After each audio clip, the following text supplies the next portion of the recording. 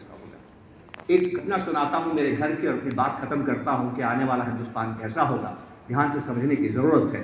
कुछ चंद वर्षों पहले की बात है, तब मेरी माँ थी, आज अब तो दुनिया में नहीं है। मेरे घर की नाली चौक हो गई।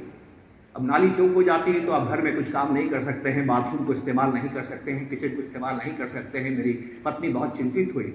उसने घर में हमें जो सफाई में मदद करता है उसको फ़ोन किया। उसका भाग्य अच्छा था कि वो 10 मिनट में आगे आसपास रहा होगा। फटाफट वो साइकिल से पहुंचा और कहा कि मैडम क्या है, क्या तकलीफ है कि ये नाली ब्लॉक हो गई है, अभी साफ कर देता हूँ। और 15 मिनट में उसने नाली को साफ कर दिया। और साफ करने के बाद बोलता है, हाथ वाथ धोने के बाद, मैडम 500 रुपये। मेरी वाइफ गवर्नमेंट टीचर हैं, कहती हैं कि मैं इतनी मेहनत करती हूँ, 8 घंटे बच्चों को पढ़ाती हूँ, इलेक्शन का काम करती हूँ, यूपीएससी एसएससी के भी काम करती हूँ, डेटा का भी काम करता हूँ, समाज कल्याण का काम करती हूँ, तब सरकार जो तनख्वाह देती है उसमें भी 15 मिनट के 500 नहीं मिलते हैं। और तुम्हें 15 मिनट में इस काम के 500 रुपये चाहिए, तुम 200 रुपये ले लो, वो वाजिब है। वो कहता नहीं, लगेंगे तो 500 रुपये ही लगेंगे। उनकी बहस सुन के मेरी माँ बाहर आती है। मेरी माँ पूछती है, बहू क्या हुआ? तो मेरी पत्नी कहती है कि माँ ये आयत है और उन्होंने नाली साफ की और 500 रुपये मांग रहे हैं। माँ नाली को देखती है, फिर उसकी शक्ल देखती है और मेरी पत्नी से कहती है, वैसे तो इस काम का वाजिब कीमत 20 रुपया है, पर तूने 200 बोला है तो 50 दे दे। तो 50 दे दे। अब मैं इस बहस में मत जाइए कौन सही है कौन गलत है, वो बहस बेमानी है, ठीक है। अब वो बहस कर रहे हैं, इतने में मेरा बेटा कॉलेज से आ गया। बेटा तुरंत समझ गया क्या हो रहा है।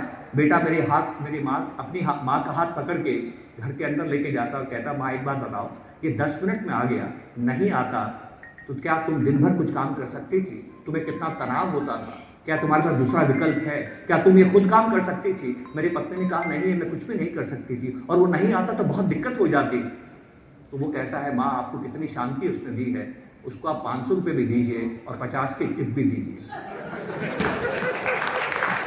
अब मेरे घर में 3 जनरेशन है। मैं इस बहस में नहीं जाना चाहता कि कौन सही है कौन गलत है। मैं सिर्फ आपको एक बात कहना चाहता हूं, आप 2025 में निवेश कर रहे हैं। 2030 का हिंदुस्तान, 2035 का हिंदुस्तान, 2040 का हिंदुस्तान मेरे बच्चे के कंधे पे निर्भर करता है कि माँ के कंधे पे। ये समझने की बात है। मेरी माँ तो दुनिया में। आप आने वाला समय कैसा देखते हैं, इसके लिए आपको बड़ों को नहीं देखना। हम सभी अपने वक्त में जीते हैं दोस्तों, हम सभी अपने वक्त में जीते हैं। हमें बच्चों से सीखना है। और मैंने एक बात गौर से दुनिया में देखी है, हर नया मोबाइल पिछले से अच्छा होता है। तो हमारे बच्चे हमसे ज़्यादा होशियार हैं, इस बात से सावधान रहिए। आपको नॉर्मली लगता है कि नहीं हम ज़्यादा समझते हैं बच्चों से, ऐसा नहीं है। उनके पास हमारी समझ तो है ही, और उनके पास बहुत ज्ञान भी है।